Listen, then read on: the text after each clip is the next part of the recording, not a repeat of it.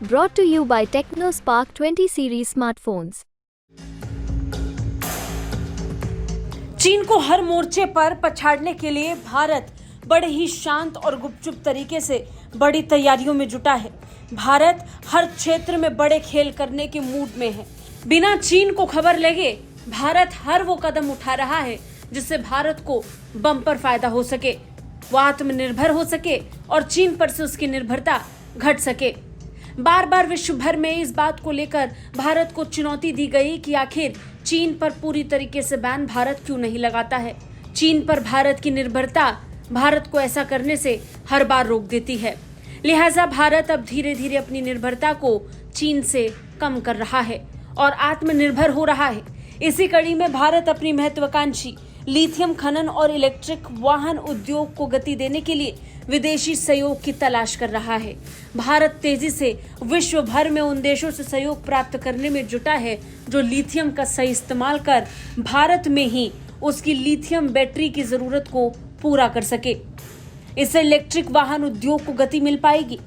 इस प्रयास का सबसे प्रमुख लक्ष्य यही है कि चीन पर निर्भरता को कम किया जा सके। रॉयटर्स की रिपोर्ट्स के मुताबिक भारत ने Australia, America, Bolivia, Britain, Japan और दक्षिण कोरिया समेत कई देशों से तकनीकी सहायता प्राप्त करने के लिए बातचीत भी शुरू कर दी है।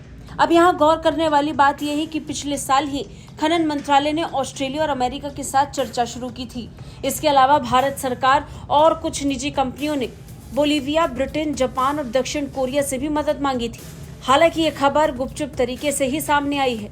सूत्रों के हवाले से रॉयटर्स ने जो रिपोर्ट छापी उसके आधार पर जो जानकारी मिली उससे इतना तो साफ है कि भारत कुछ बड़ी तैयारियों में जुटा है। जानकारी ये भी है कि भारत को लिथियम प्रोसेसिंग में मदद करने के लिए एक और देश सामने आया है और वो देश कोई और नहीं, भारत का अपना पक्का दोस्त रूस है।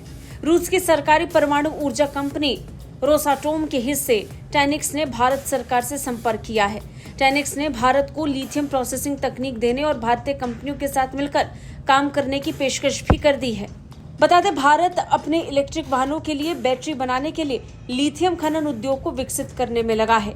रूस की यह पेशकश भारत को ग्रीन हाउस गैस उत्सर्जन और तेल पर निर्भरता कम करने में भी मददगार हो सकती है। भारत का लक्ष्य स्पष्ट है, वो इलेक्ट्रिक वाहनों के लिए आत्मनिर्भर होना चाहता है, अपने देश में ही इलेक्ट्रिक वाहनों को बनाना चाहता है। इसी उद्देश्य से भारत सरकार ने रूस के साथ सहयोग की संभावनाएं भी तलाशनी शुरू कर दी है। माना जा रहा है कि लिथियम खनन भारत के लिए एक सुनहरा अवसर हो सकता है। हालांकि ये आसान नहीं होगा। विशेषज्ञों का मानना है कि लिथियम की खोज से लेकर उसके इस्तेमाल लायक बनने तक भारत को तकनीकी मदद की जरूरत पड़ेगी और इसी तकनीकी मदद के लिए भारत अब दुनिया भर में अपने साझेदारों को खोज रहा है। ब्यूरो रिपोर्ट, भारत तक।